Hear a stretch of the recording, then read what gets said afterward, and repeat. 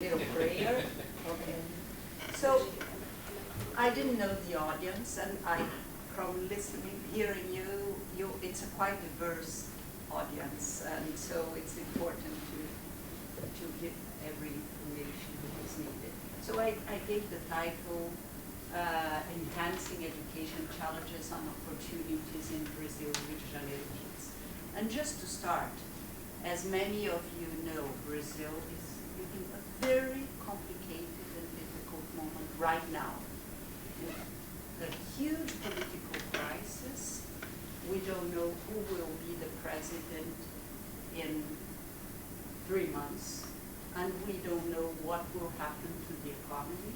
We are in the midst of a fiscal crisis, an economic crisis, so things are going very bad, and the opinions are polarized. But as we speak today in the press, in Folha de São Paulo, there is an article published saying, "Let the kids learn." This article was written by many hands, but 3 people signed the article. One of them is a very strong PT supporter, the party of the president, who is being impeached. The second one is a strong supporter of PSDB, the main opposition party. And the third person who signs the article is a strong supporter of Marina Silva, another. The 3 together signed the article, and then there are subscribers, I'm not among the others there, saying, okay, now finally Brazil has a curriculum, a national basic curriculum that we call Base Nacional Comum. It's not perfect, but it's quite an advancement. Please let's respect this and let children not be harmed by the crisis that we are living, and let us have Base Nacional Curricular. Today, in today's paper, Folha de São Paulo. So just to highlight some of the challenges that we have. Yeah. Okay, just for those of you who don't know, that are not from the area, I just put some issues on what is the state of education in 2015 in the world, since I come from the World Bank, and I was part of the framing of the new SDGs, Sustainable Development Goals for 2030. It's the new, for those of you who remember the Millennium Development Goals, it's a new generation of Millennium Development Goals, and one very important on education, which deals with quality and equity and ensuring learning outcomes good learning outcomes for all. So, as you know, education is a powerful driver of development and one of the strongest instruments for reducing poverty and building equity. In '99, we had 204 million out-of-school children and adolescents, 90% primary and lower secondary. And in 2015, we had reduced that in an important way. We haven't halved the number, but it's 121 million, 12% of the age group. In low and middle income countries, and 1/6 of the children do not complete primary, and 1/3 of adolescents do not complete lower secondary. 30% of the countries, I wanted to write countries, does not have gender parity in primary, and 50% do not have in secondary. This won't be an issue for Brazil. Completion and even enrollment and completion for girls.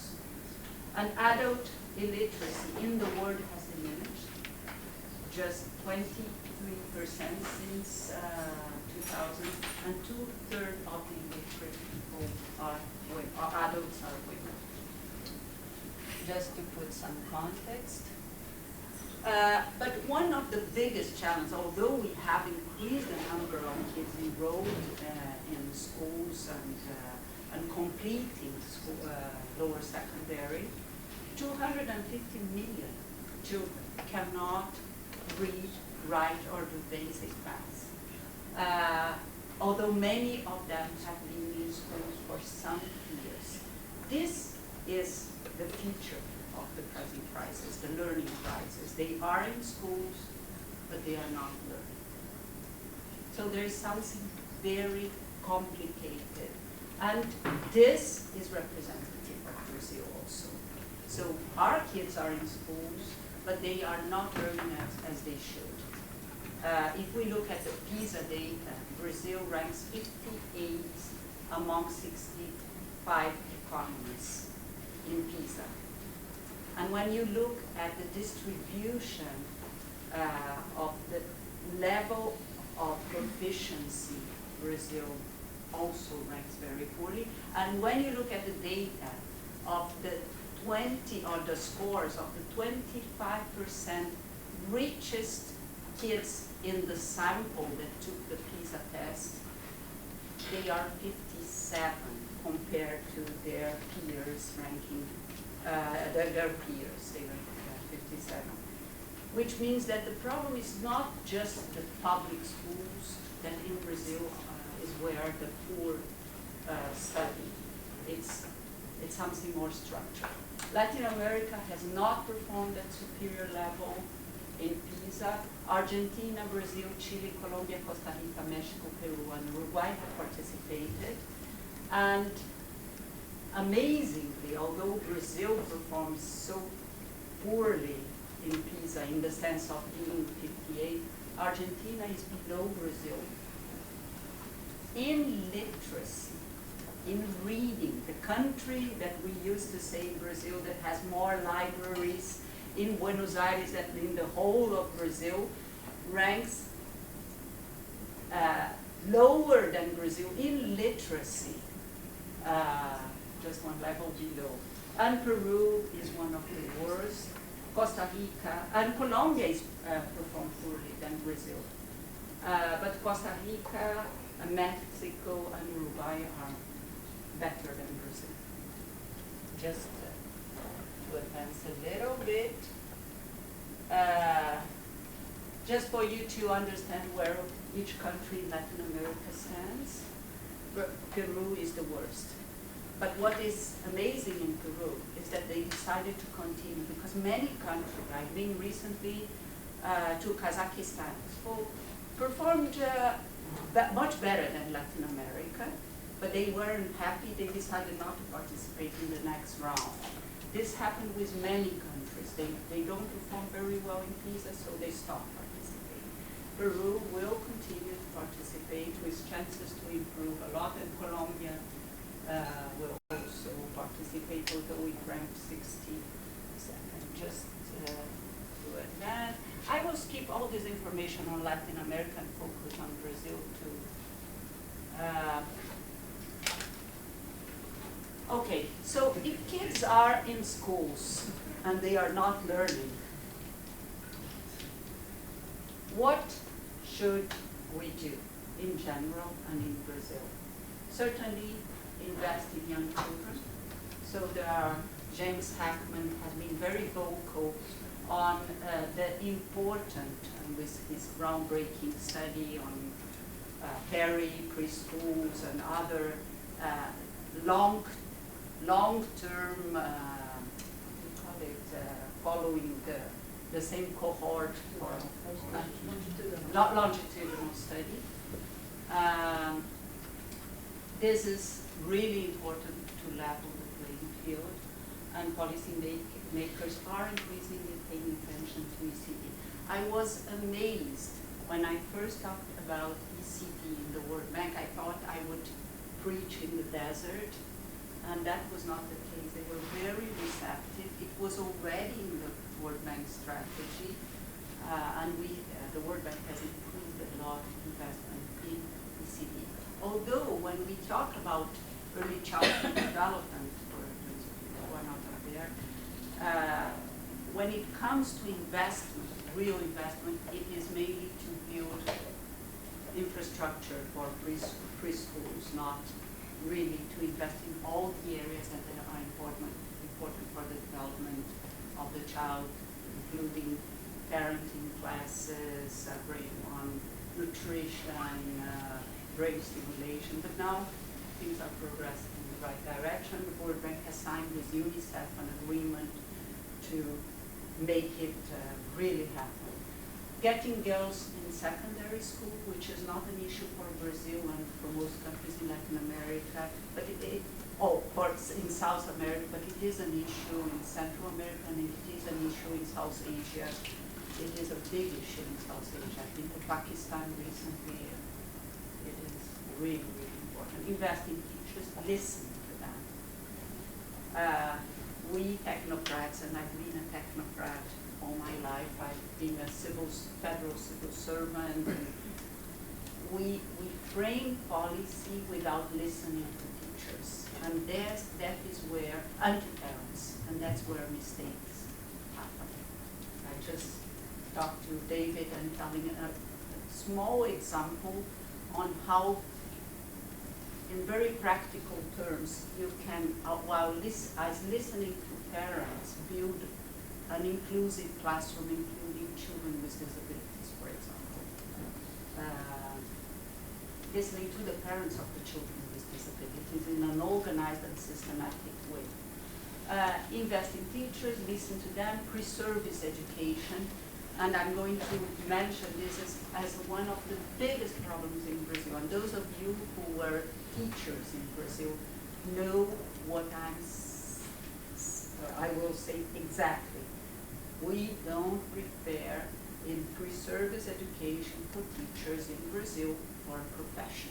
We don't have a vocational approach as we used to have when teachers were prepared at the upper secondary level, in escola normal school. Collaboration, making teachers collaborate. Yesterday I saw a wonderful experience that Stanford was having with the teachers of this district, of some districts here, on how to collaborate and support them. I don't believe in any system that says, okay, give money to the schools and make them accountable and make teachers accountable and establish targets without supporting the teachers.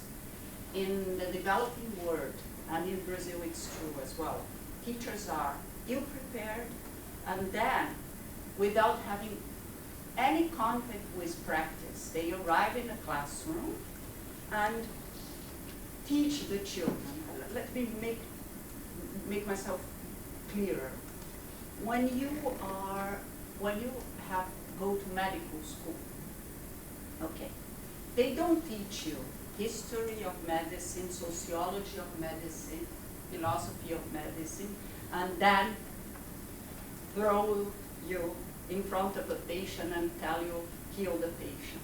That's what we do with teachers in Brazil, in many countries in the development. We do this. And those poor 22 or 21-year-old, without even having stepped in the classroom, they face the classroom in panic. So if they are not supported, how can we make them accountable without supporting them? So we need to change pre-service, but we need to support the teachers as well. Having mentors, having other strategies of in-service education and so on. Emphasize early literacy and numeracy. So how can you teach sixth graders? So you are the new teacher in a sixth grade environment.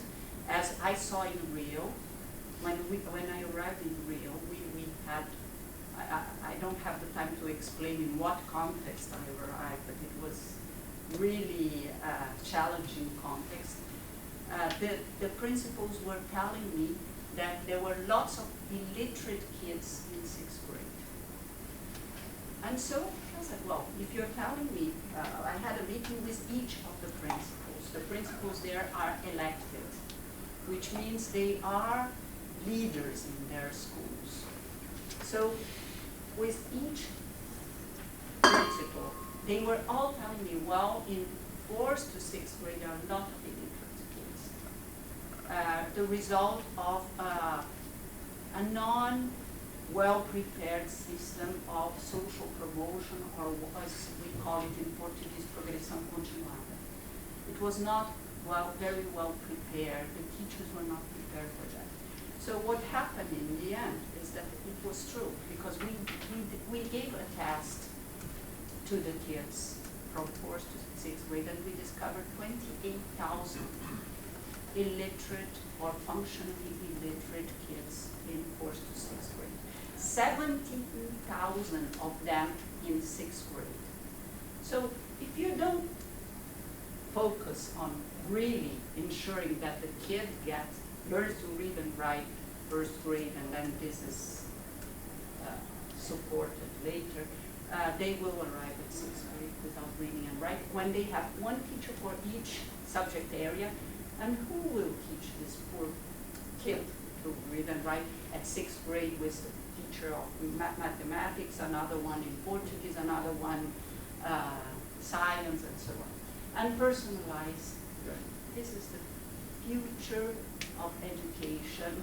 I'm not an expert as Paulo, but all that I read tells me that what we had that was very efficient for the nobility or for the church, where kids learn with a personal tutor that really personalized learning, and we had to give up to ensure that big masses learn.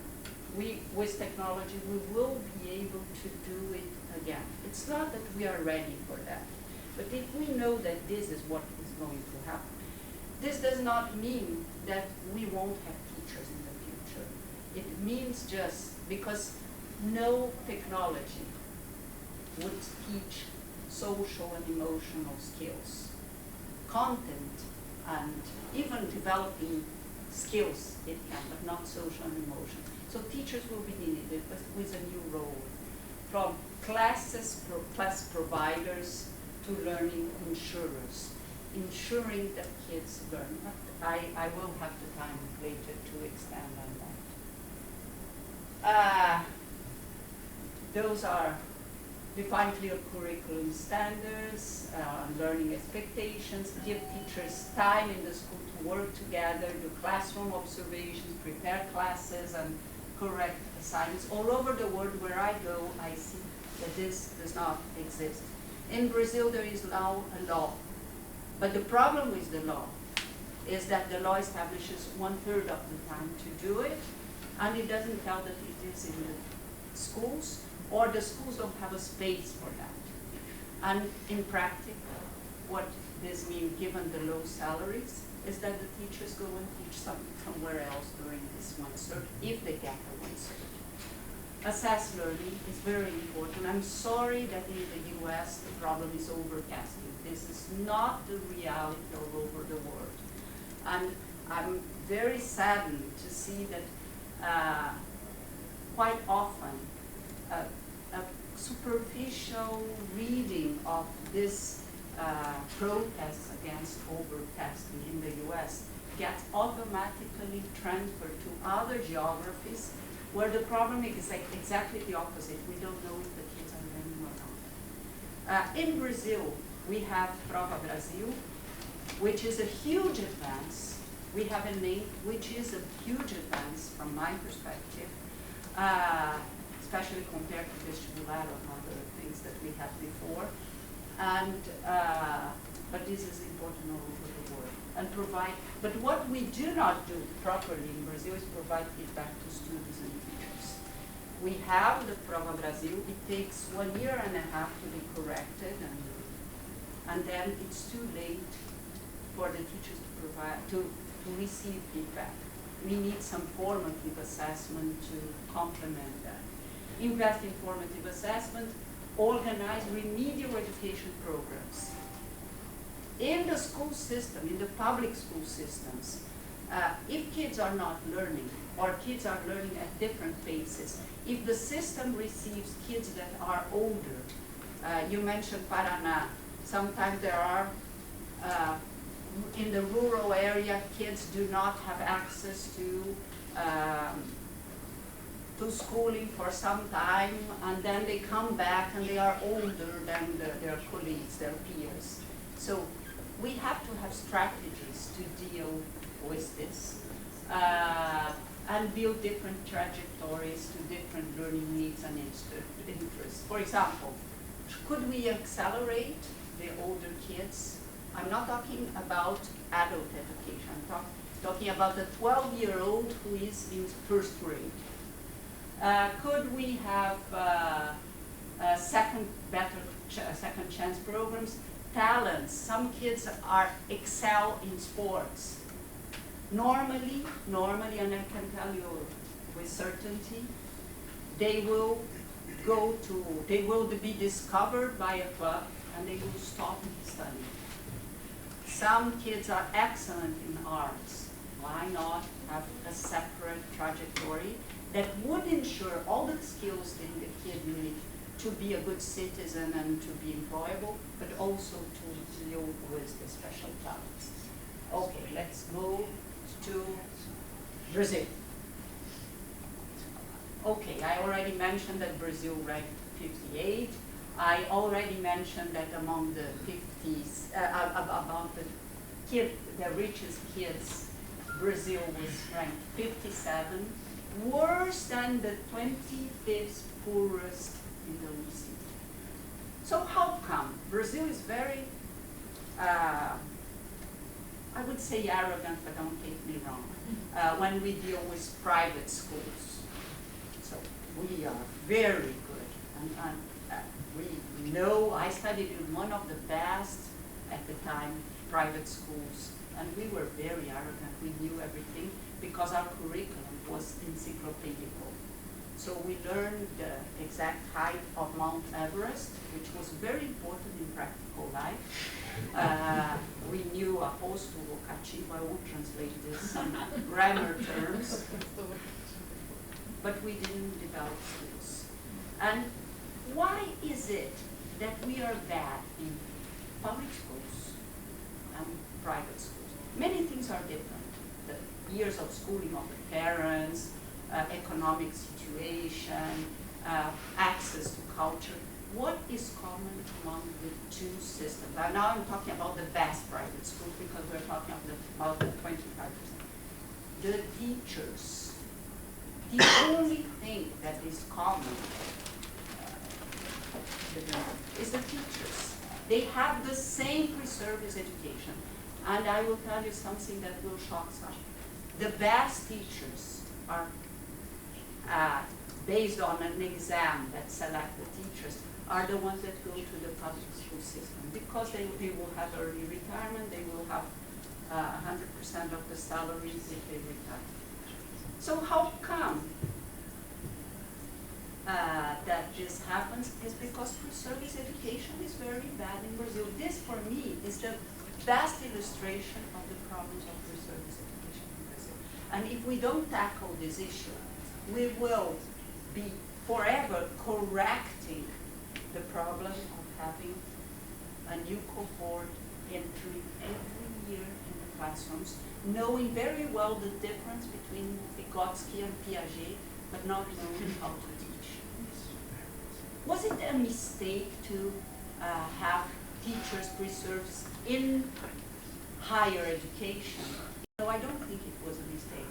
It was a mistake not to have the university ready to teach for a vocation, for a profession, and not teaching. You don't prepare researchers and teachers exactly the same way. And most of the teachers won't be researchers. Some of them will, and we should have a track for that, but most of them won't. And it's okay not to be a researcher. lower performance than the average of the OECD, but there is something very good about PISA. The country was the largest gain in performance since 2003. So the team from OECD PISA looked at all the countries, their gains in PISA, in mathematics. And Brazil was the country that had the largest gain in mathematics. What does this mean? That we have done some things very well. So we have emphasized learning, and which is amazingly true, because we had Fernando Henrique Cardoso, Lula, and Dilma. And the three presidencies have emphasized the same thing. The only thing that the three presidents didn't address as strongly as they should is per-service education, because they didn't want to have a dispute with the universities. When I read a fantastic book from Amanda Ripley called The Smartest Kids in the World, she discussed how Finland changed its educational system. And she said, well, Finland was 50 years ago already, it has already social cohesion. It was already a country that was emphasized education. It was already a stable country, Protestant country where the father read the Bible for the kids, so they saw parents reading, etc. The only thing that was not working is that the university was preparing teachers with a strong emphasis on the pillars of education and not preparing for a profession. And so they decided to change this in a war with the universities, because the universities were very against this approach. And that's how they have reasoned. They have added more rigor to teacher selection, but at the same time preparing for a profession. They transform their teachers' pre-service education is done in a professional master that prepares for a profession. The enrollment rate for 15 years old grew from 65% or 7 to 78% in 2012, and it has now it's 80-something. The enrollment rate for 15 years old, not necessarily in the correct age, in the correct grade. Sorry. Access to basic and lower secondary is almost universalized. We have a big age grade disparity. Kids are not at the grade they should be, and weak performance in language and maths. Okay. Rio, the most beautiful city in the world. I was not born there, so I can say it candidly. I am from São Paulo. But when I arrived in Rio, I was invited by the mayor, and I need to tell some context. When I was visiting professor in Quebec, and as I came back to Brazil, I took one decision, not to support the mayor of Rio. And normally I write programs on education for candidates because I don't charge them for that, just as a contribution. So I decided that I was very angry at the election in São Paulo. I was angry with all the candidates, and I decided only to go against Eduardo Paes in Rio, and in Londrina there was a very bad politician that was running for office, and I wanted anyone else but him to be elected. And so I lost in the two cases. The unethical politician got elected, and Eduardo Paes got elected. Okay. So don't take my bets on elections. I'm not very good at projecting futures. But then I supported Gabeira, thought would be a better choice. And then I got a phone call from Eduard Weiss asking me to come and be the Secretary of Education. And I said, no, definitely not. I helped your adversary. I won't go. He said, no, but please help me. I said, okay, I will help you. I will prepare a plan for you and even suggest names, but I cannot help. So I prepared a plan for him how to transform Rio's education, look at the demographic data. I'm not a researcher, but I'm good at looking at data. I love looking at the results of Prova Brazil, the scatter data, how each district in the city. So and I prepared a plan. I went to Rio, explained the plan to him, and he said, well, no, stay. I said, I won't. He said, put your conditions in the table. And that is what I recommend to everybody who is going to work with a politician. No political appointment whatsoever. Because I said, you'll never accept it. He said, okay, it's done. No, but I have one more. No prayers in school. I want a secular school. Completely secular school, because I knew that he had some agreements with the church. Okay, the first one he respected, the second one not so much in the 5.5 years that I stayed there. So, but just to tell you that, and he had one commitment, which was to ensure that the social promotion would end, because there was a strong movement to end the social promotion, which I believed at the time that it was a mistake, because it was easier to fix this, because Brazil has a very high level of repetition, and this is part of the problems of Brazil. But that was my, yeah. Maybe you should explain what social promotion is. It's a progressão continuada, which is kids do not repeat except at certain stages. In the case of Rio, it was at third grade, 6th grade, and 9th grade. The issue in Rio was how the teachers have decoded what is social promotion. So they believe, since they are poor, they cannot repeat, and that's it. And while discussing with them, just to give you an example, I discovered visiting schools. Twice a week I visited schools and talked directly to the teachers.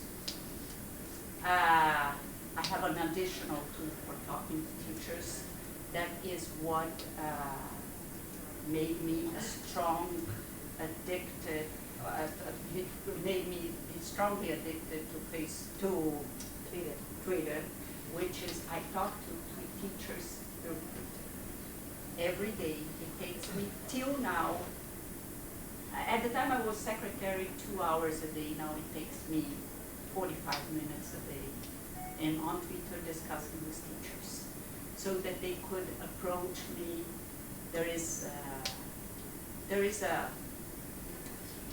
a Jewish story that says that in a specific months the king is in the field, so you can talk to him directly. So when I discovered Twitter, I said, this is a strategy to be forever in the field, so they can tell me, I don't like your idea, I hate you, or even the books have not arrived in my school, please fix it. So Be Exposed was a strategy that was very good to improve management.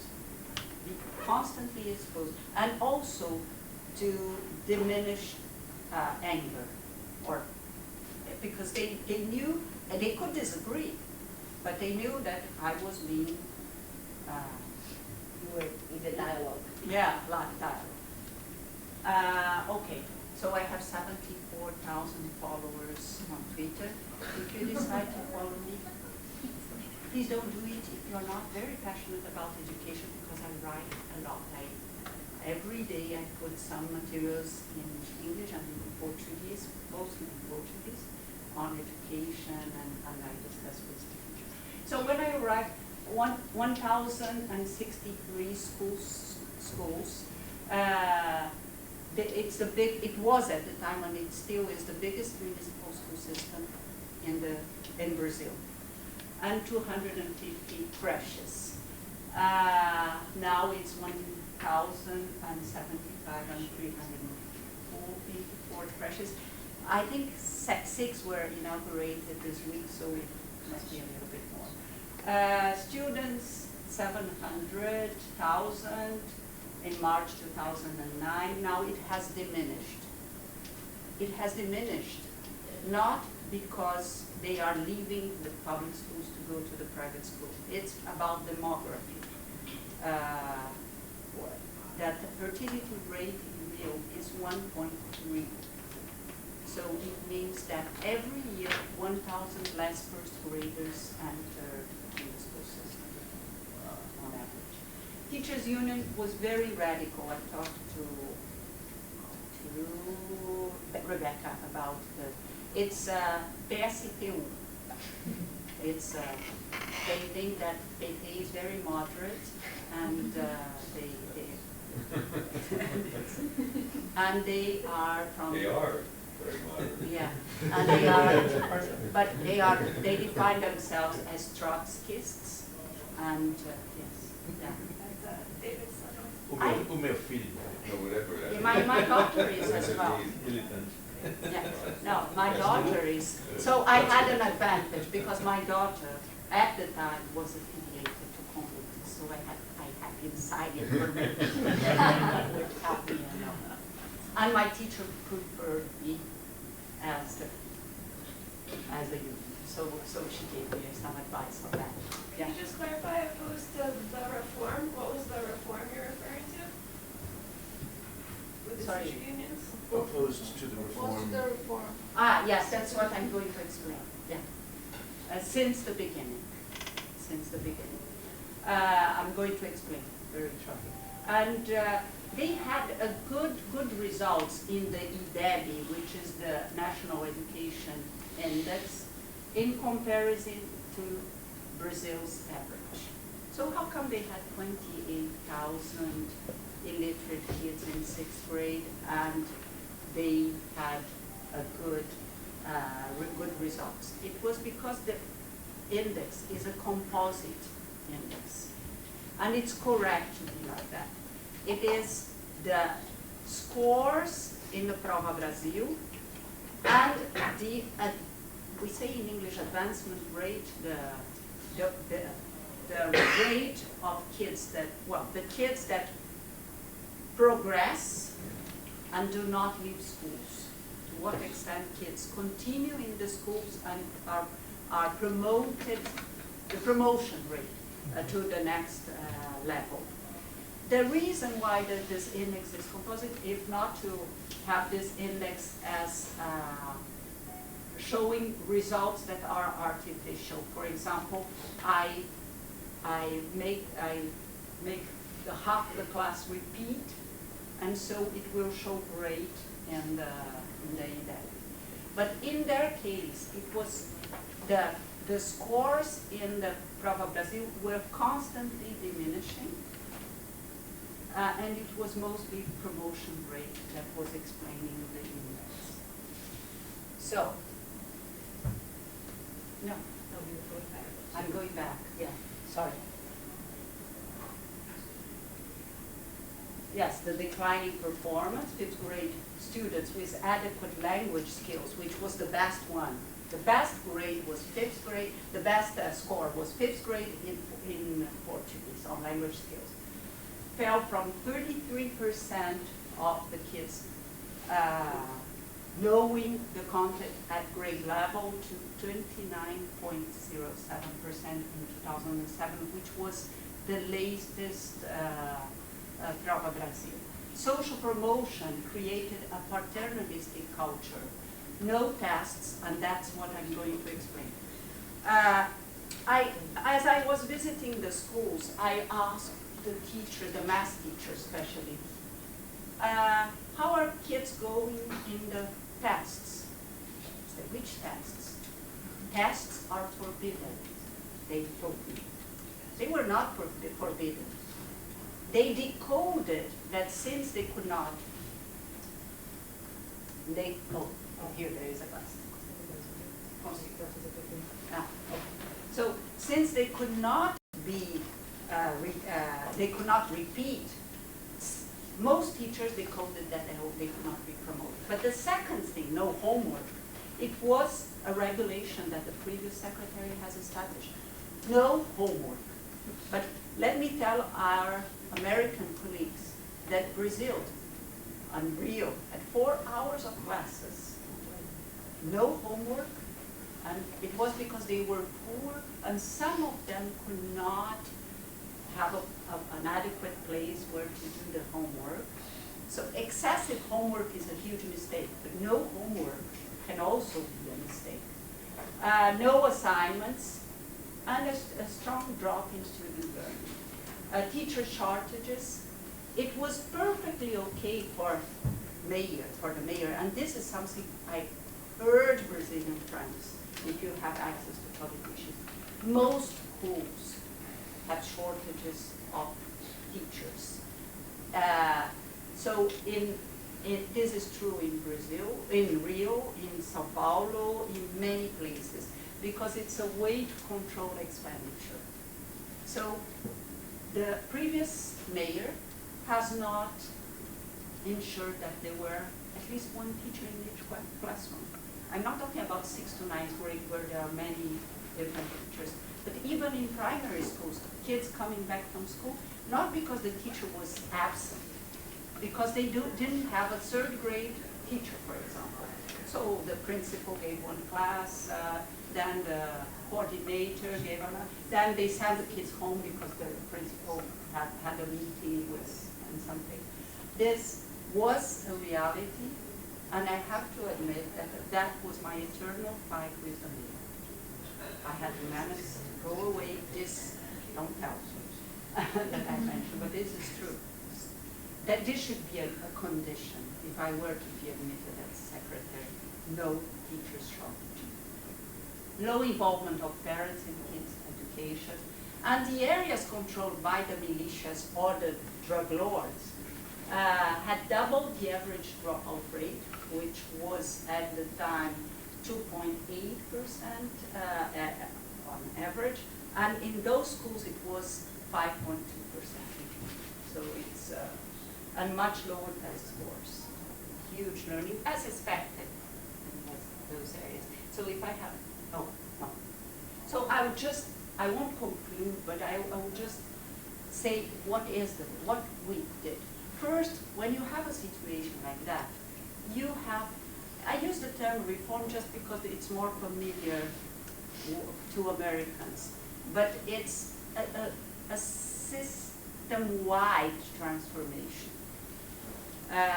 So we didn't introduce charter schools, bonus, which is normally associated in the US with accountability in the sense that is defined here. But we designed an integrated intervention program to ensure learning and equity, centered on cognitive and non-cognitive skills. First decision, the country does not have a curriculum that create a demanding high expectations and clear curriculum guidelines. Why clear? Because if teachers are so poorly prepared, you have to have guidelines for them. We had some excellent teachers, but that's not the majority. And so we had to have a good curriculum with clear expectations, and we created one. But we had a strategy different from many other states and municipalities. Instead of opening a discussion and for 4 years discussing what the curriculum should be, I asked for the teachers a vote of confidence, and we designed, with the support of some specialists, a curriculum from preschool to 9th grade, establishing clearly what was expected. And we told the teachers, okay, we will work with this curriculum for 1 year. And at the end, we will have an intensive discussion of what worked and what didn't work. And it was so great, this discussion, that we decided that every year we would have this discussion, school by school, so that everybody could participate. And so we started with a curriculum, with support materials for the teachers in the form of students and teachers' guides made by the teachers. We didn't buy any place. We decided to have this as a learning opportunity for teachers. So we selected the teachers who wanted to prepare those materials together with us. They got some training, and we developed a platform of digital classes that could be projected in the classroom with PowerPoint options for the teachers, background materials for them to teach, to read before, and some suggestion of quizzes, homeworks, and that they could either use or simply say, I don't want to use it, and they were allowed to, or customize for their style. And for those who prefer on paper, we have the same things on paper for them, based on the curriculum. We invested a lot in professional development for teachers, but a strong support for classroom management, for the things that they didn't learn in university. That this meant, in practice, first, that the school year would not start without every teacher getting at least 1 week of professional development. I'm not considering the 1/3, I'm just saying this initial, based on the task she would have that specific year, with her colleagues from all schools in the city, plus the professional development that would happen with this 1/3 that we had materials for that. Established Portuguese, math, science, and composition assessment every 2 months. So if learning was not happening and teachers had not feedback, so we created a formative assessment that would not be the only formative assessment that the teacher would give, but a unified one so that she could see her class, but she could see the evolution of her class compared to the average of the others. And so that we could monitor in a more effective way if learning was happening or not. We got the teachers' involvement in decision making, including support materials preparation. I already mentioned this. We established a strong remedial education program, including different tracks for illiterate, those 28%. We took a difficult decision to remove them from the classroom, especially the ones in 6th grade, and first teach them how to read, write, and do basic math properly, and then they were either restored to the classroom or accelerated. So we had this accelerations program, teaching how to read and write, and other tracks for different needs, and increase the number of school hours. And I put here learning hours. Most schools in Europe and in the US are either 6 or 7 hours a day. In Brazil, in Rio, it was 4.5. So we decided to have transform the whole school system in one shift, not morning and afternoon, and 7 hours a day. Not to help parents, but to help kids. And to do it properly, we decided that the kids would have some school tests being tested, new models of schools being tested. So a class for adolescents, middle school. So we created an innovative middle school. We tested initially with 10 schools that would have the whole thing. Do I have 2 more minutes or? Yeah. Yeah. Yeah. What time is it? Okay. While they are looking. 1 minute. Okay. So innovative middle schools. Now we started with 10. in 2 years, they were the 10 best schools, although they were chosen exactly because they were not the poorer performers, or the top performers. And now there are 29 of those middle schools. They created now, I think, 3 more. And then primary schools also 7 hours a day. And we made, and this is interesting because it was a georreferenciado, how do you say it in English? Geo-referent plan to, in 20 years, ensure that every school will be 7 hours a day, and planning with demography support, the demographic support. So let me just, there are a lot of additional things. We created a team from civil society that would be our advisors, pro bono advisors, parceiros de educação carioca, which is not parceiros of São Paulo, it's something completely different. They would, since parents do not put pressure on quality, since most of the schools, the school children work from very poor neighborhoods. So we decided to have some people that were well informed in education that would press us to ensure quality. I will end with the results. Yes, 90% of first year students, because we decided to assess if by the end of first year, the 6 years old to 7, were reading and writing at grade level. Because one of the paternalistic measures was, let's teach them to read and write just as they turn 8. We decided, okay, let's go back to 6. Kids from rich environments learn to read sometimes even at 5, so they will lose the opportunities that life would present them. And they start losing since the beginning. So 90% of first year students adequately reading and writing. This is external assessment, it's not us.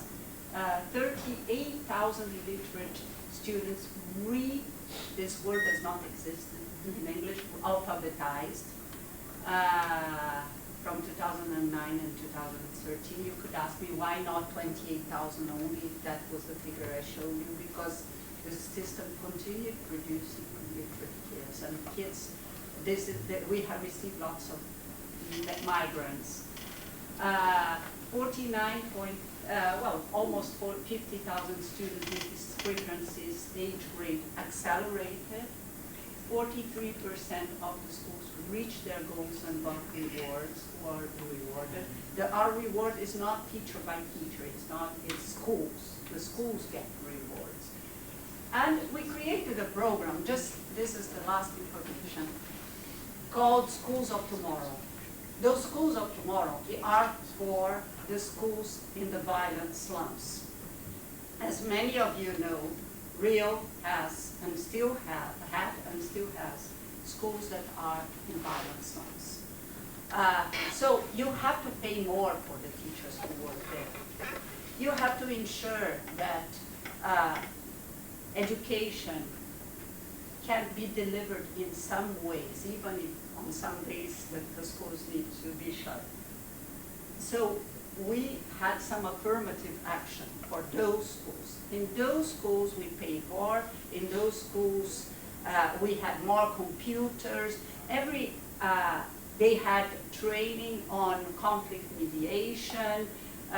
We had support to ensure with the drug lords that nobody would enter the school and things like that. And in some sense it's easier to get the support for this than in other issues.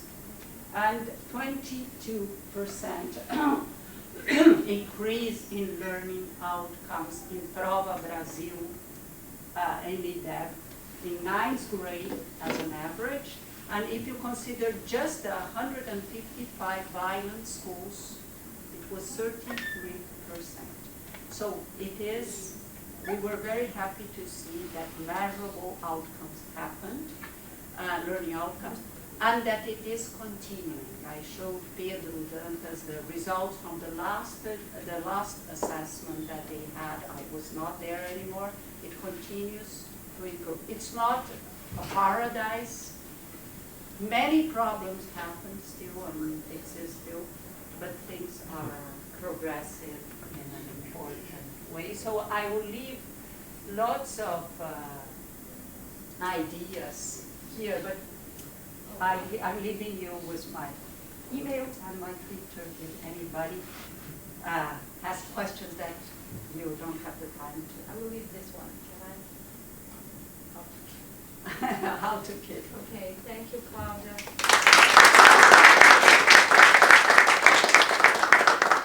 Martin will be the commentator. He said he's just going to speak for 2 minutes. That's not fair. I talked for all It's a very interesting talk, and Okay. it's really refreshing to hear sort of a sensible, integrated approach to try to improve education, rather than trying to find one or two silver bullets. So we're very much on the same page as far as teacher and preschool education is concerned. This is an emphasis that Claudia's made, and we think she's completely correct on these issues. Also, we agree, I think, this point about the private schools, focusing on the top students to try to understand what really was happening in education, because the top students, the top social class students have all the advantages from home, and if they're not really learning that much, that suggests that it isn't because of deficiencies, nutrition, or things that are going on in the family. They have all those advantages, but still, if they're doing, as I pointed out elsewhere, the top students in places like Chile, by the way, that does better on the PISA than Brazil, quite a bit better. The top students in Chile, in their elite, very expensive private schools, actually score about the same as middle-class students in Saskatchewan going to public schools. So if you really want to, I told Chilean rich people that if they really want academic excellence, send your kids to Manitoba or Saskatchewan, and, which are not the highest scoring provinces, by the way, in Canada. They'll do better academically. Now, of course, they're not sending them to those schools because they want them to do better academically. And so they get a lot of connections and a lot of things. And by the way, even if they don't learn very much in school, they're pretty bright. We have some of them here, even some that went to public schools. And so the top students in Brazil are bright, despite the fact that these schools are not very good. We agree with that.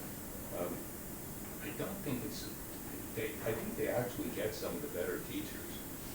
They do in Chile, and I think they do in Brazil. I think the very best teachers from Usti, if they go into teaching, go into those elite private schools to teach. So I don't think that's the problem. I actually think it's a league effect, what we call a league effect. So they're doing great compared to the kids in the public schools, the poor kids. So they think they're doing great.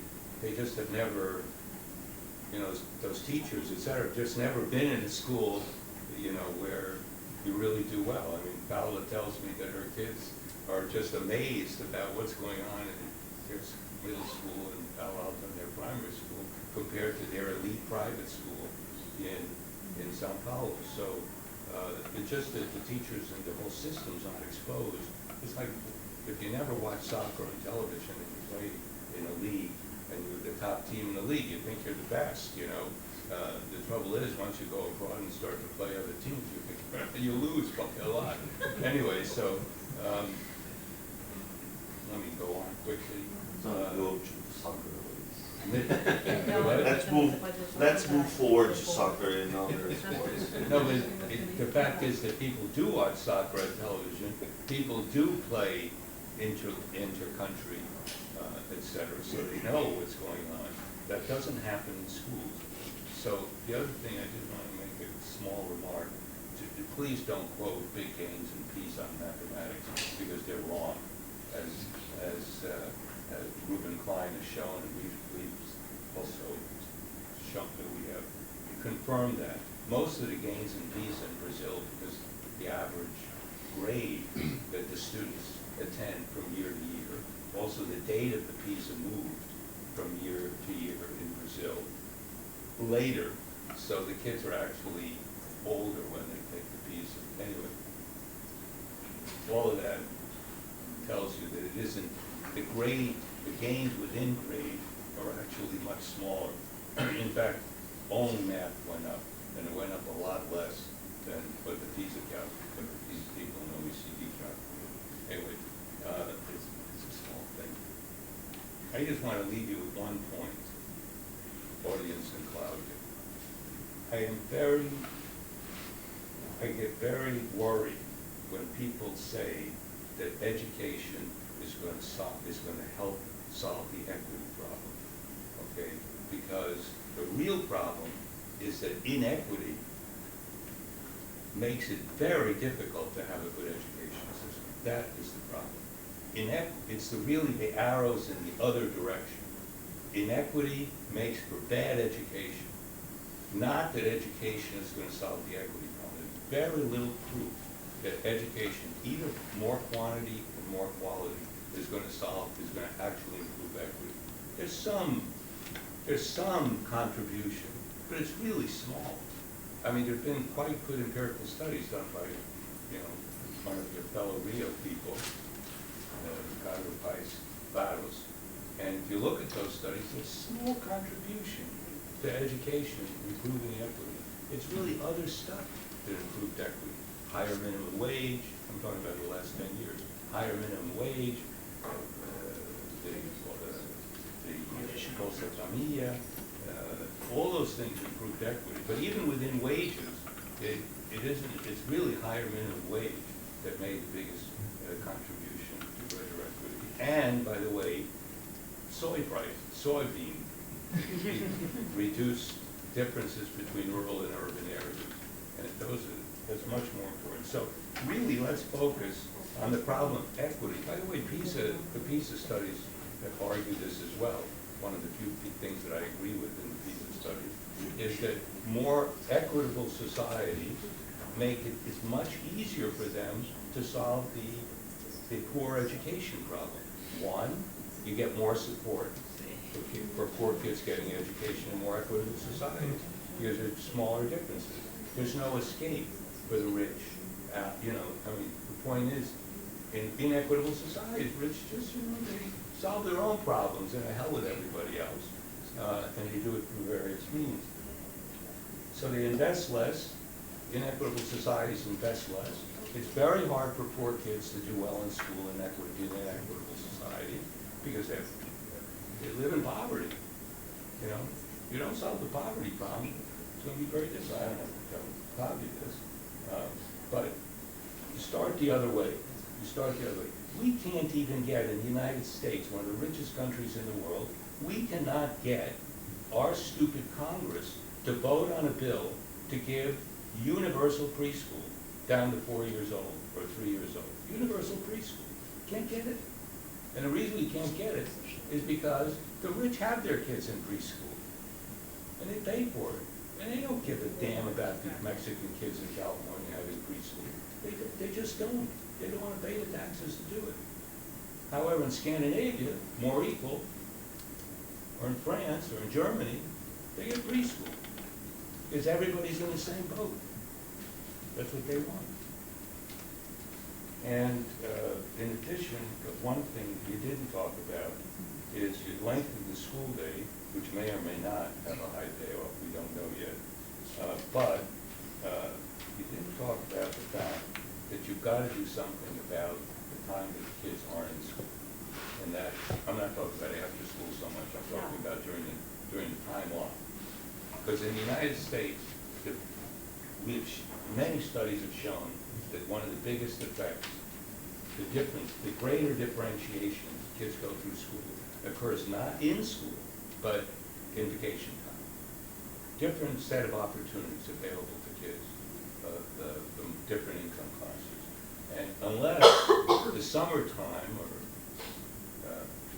solved, those inequities are going to continue to grow. Okay. Thank you. Thank you. So,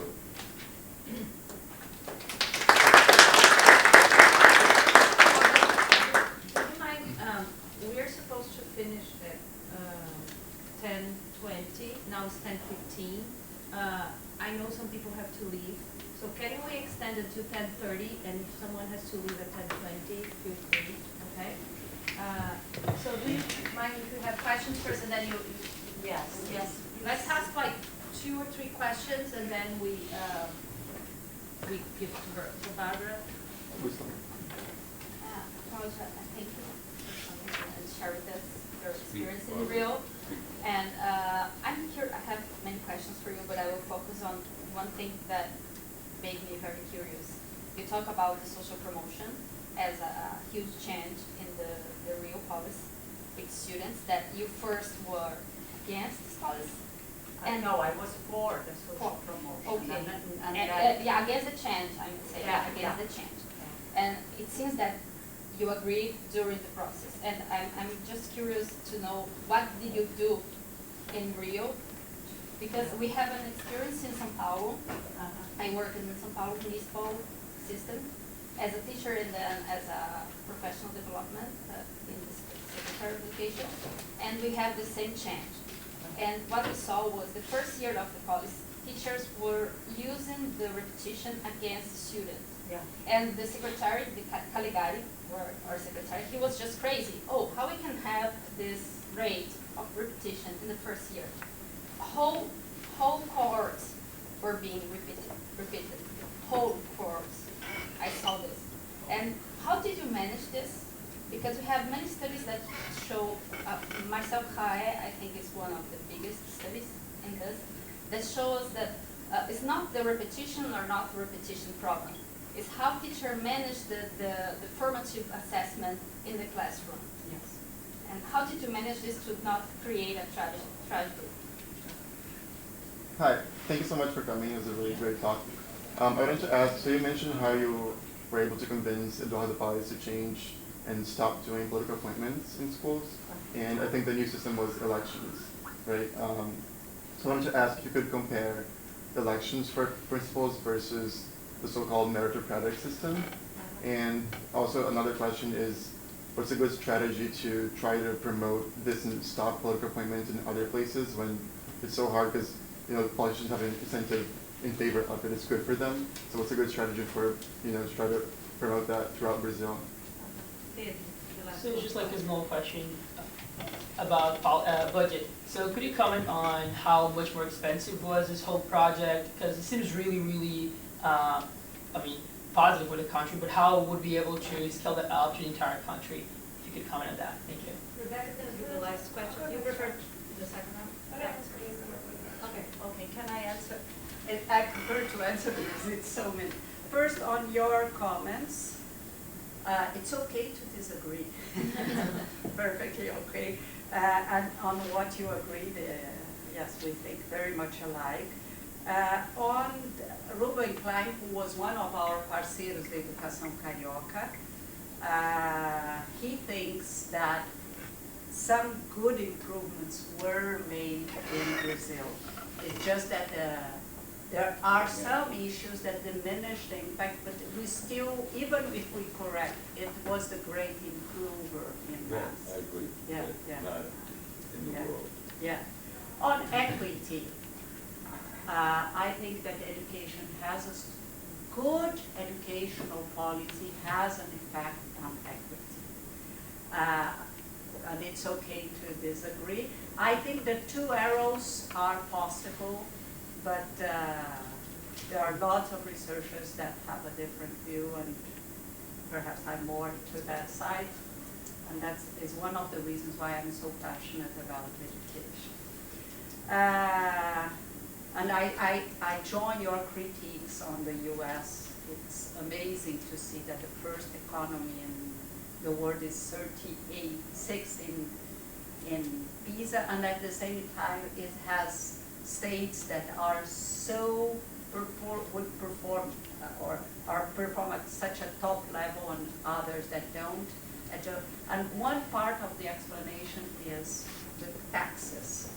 Every time a politician tells me, I will cut taxes, I have a nightmare. Because that's the discourse from the elites in Brazil is let's cut taxes and then we will diminish corruption. No, we will diminish education. Corruption will discover ways to survive.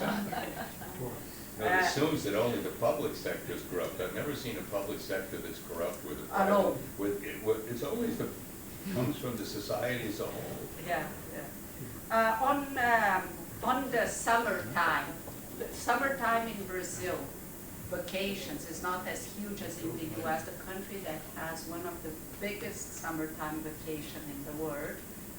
I need to understand why. It's only 2 months. 3 months. In Brazil, it's 1 month plus 15 days in July. That's it. 200 days of school, the school year. Okay, on social promotion. Okay, let me be very candid. I'm not sure if I'm still am or not, because it's a complicated country.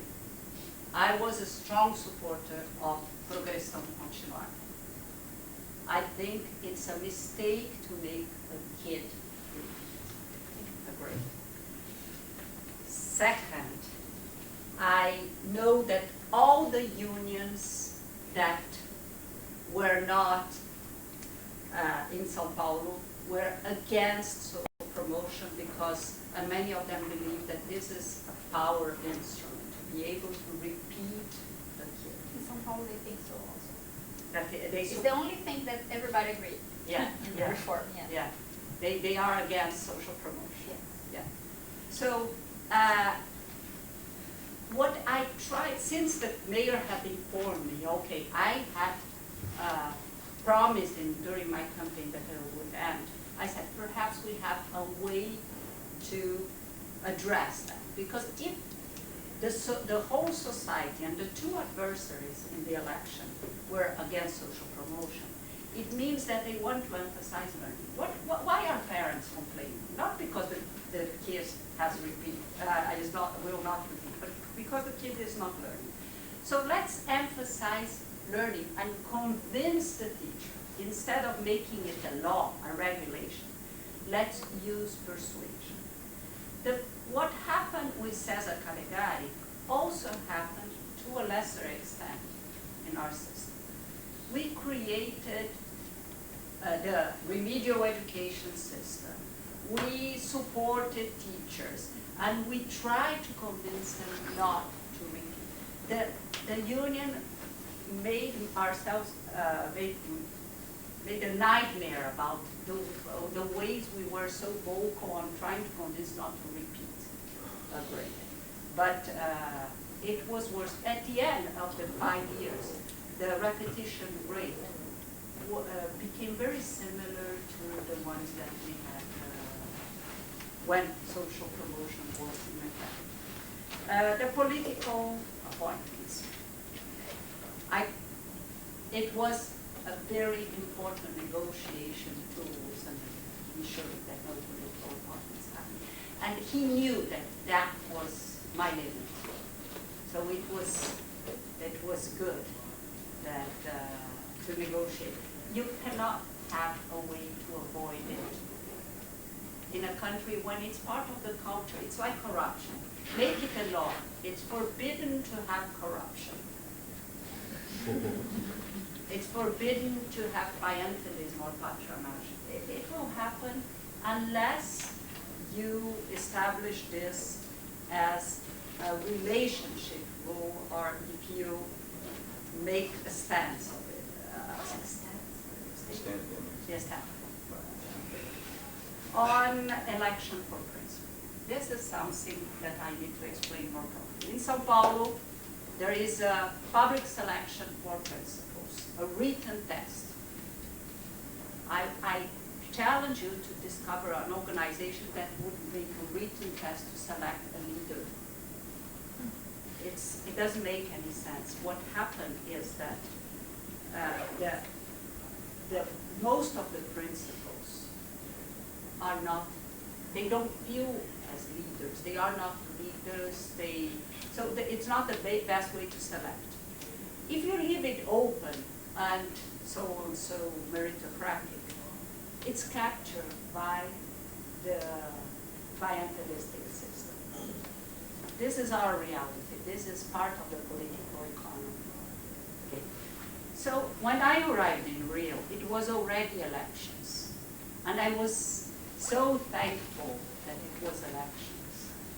Because then you won't have city council members saying that I want this principal, not that one. But we decided to perfection the selection process, doing the following.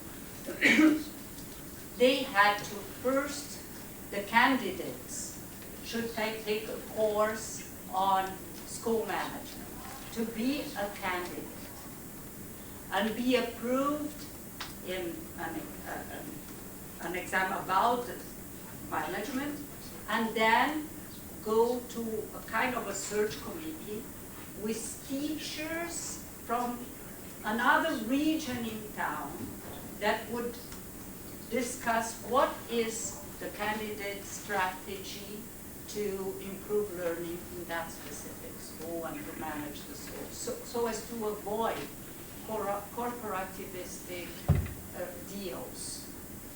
And then they would go through election, but with one other correction. The teacher's vote was more important in the previous system than the parents' vote. How did they do it?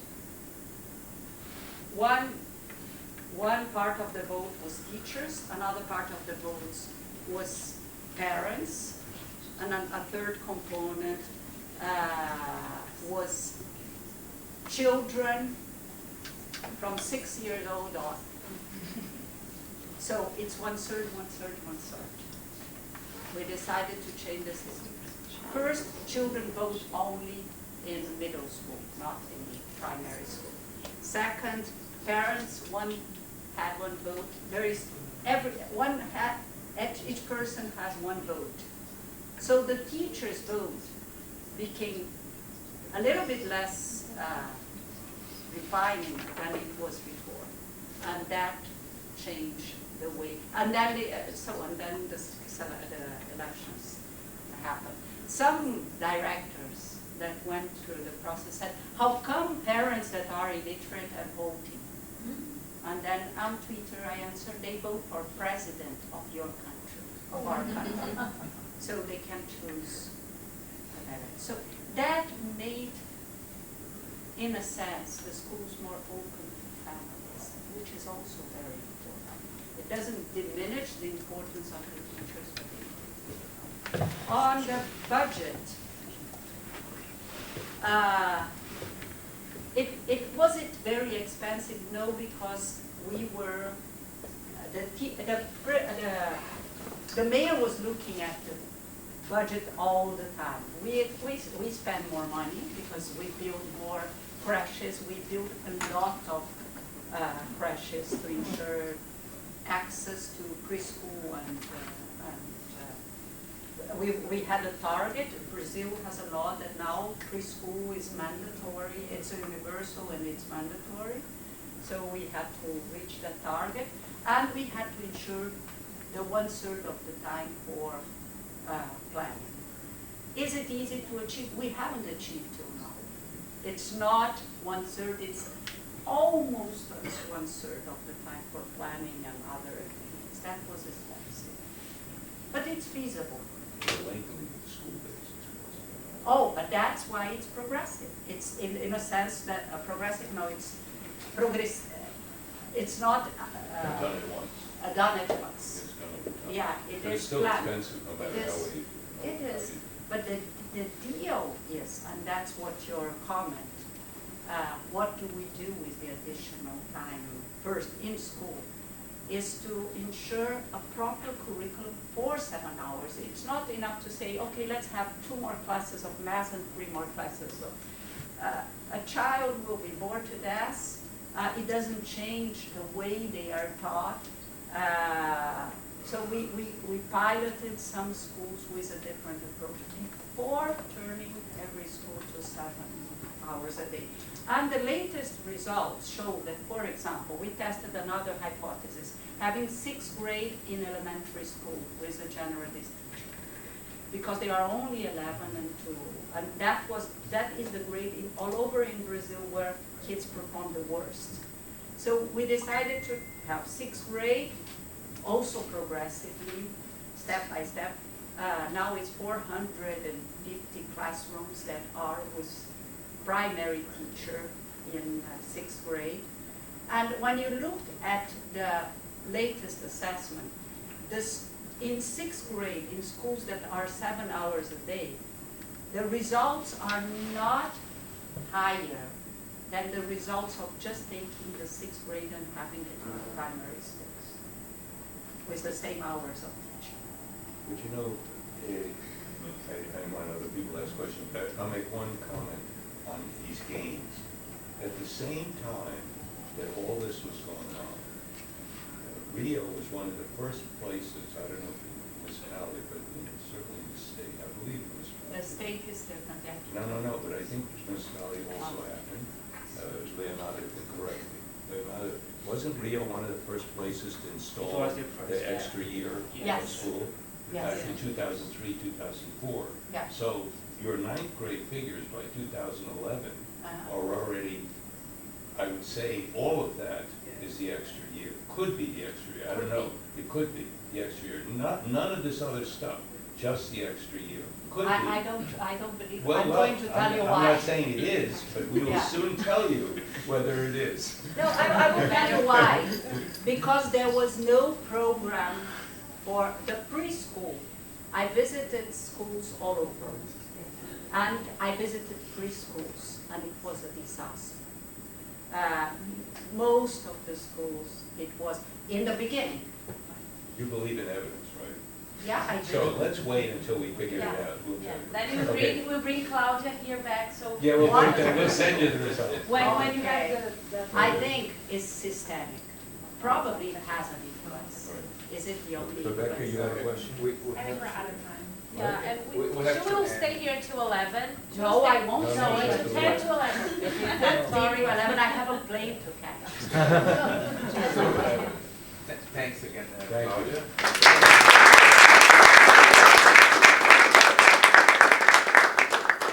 So just quickly, next 2 weeks, we'll continue the discussion on educational technologies with 2 invited speakers next week and the other week.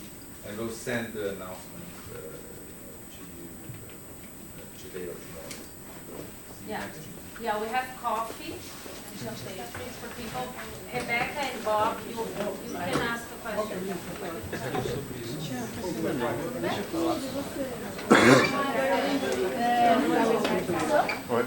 Tá, mas assim, e também esse final de conta. Ah, mano, tá difícil. Pois é. Tem que ir pro trabalho. Não se preocupar, pois é, nessa casa melhor, né? Porque a gente pode ir de bicicleta. E só olha o horário que você pode, mais fácil. 7, beleza. Falou. Administração. Ela tá aqui.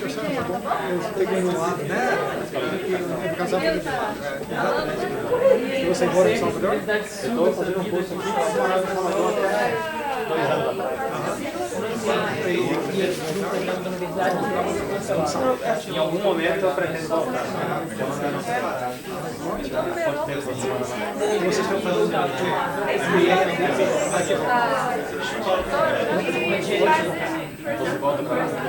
eu vou legal. Isso é muito mais legal. Você gosta disso? Apenas para 7 meses. Eu quero que a pessoa não chegue.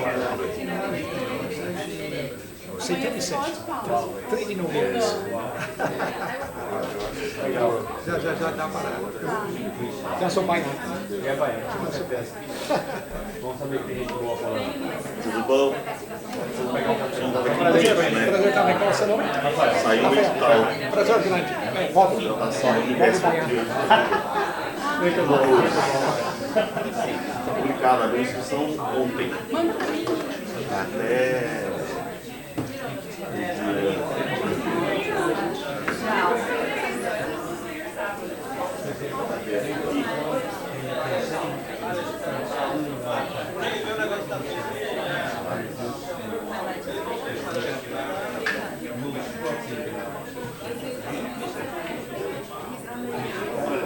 bem complexo para pessoa se conectar, não, porque tem as áreas.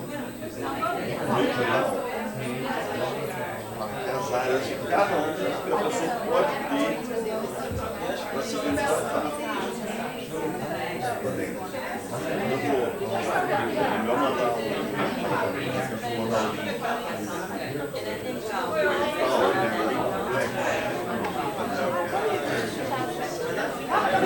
Já era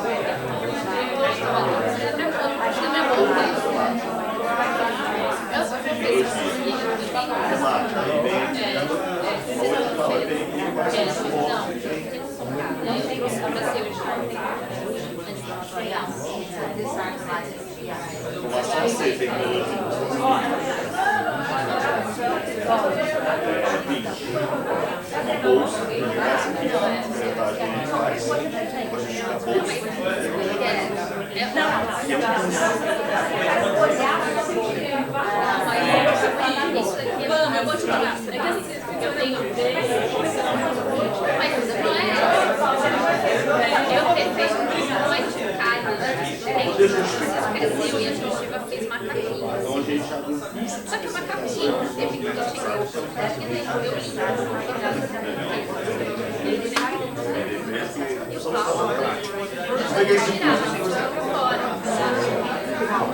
eu tava trabalhando e eu estava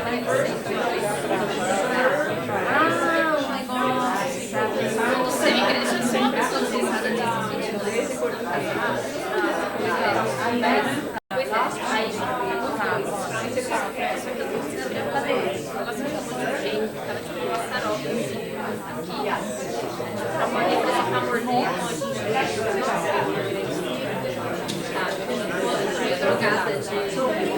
Tchau, tchau.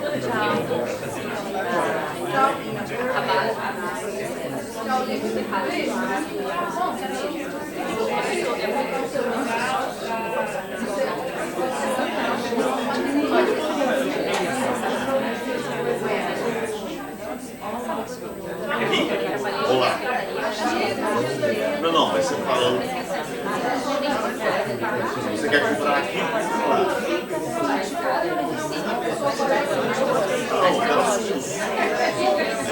O site dele tem Amazon Saraiva. Tá bom.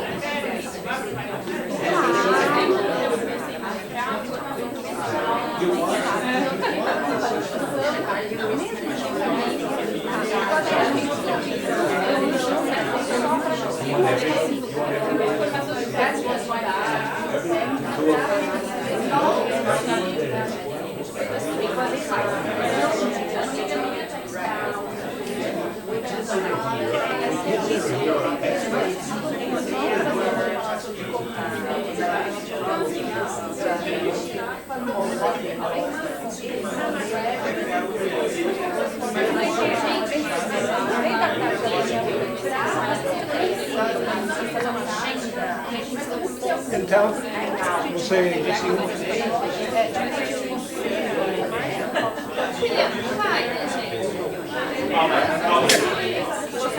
Aqui, né? Ok?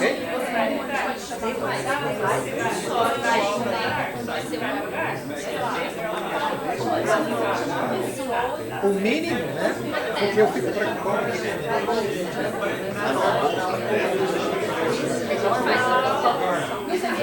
Agora.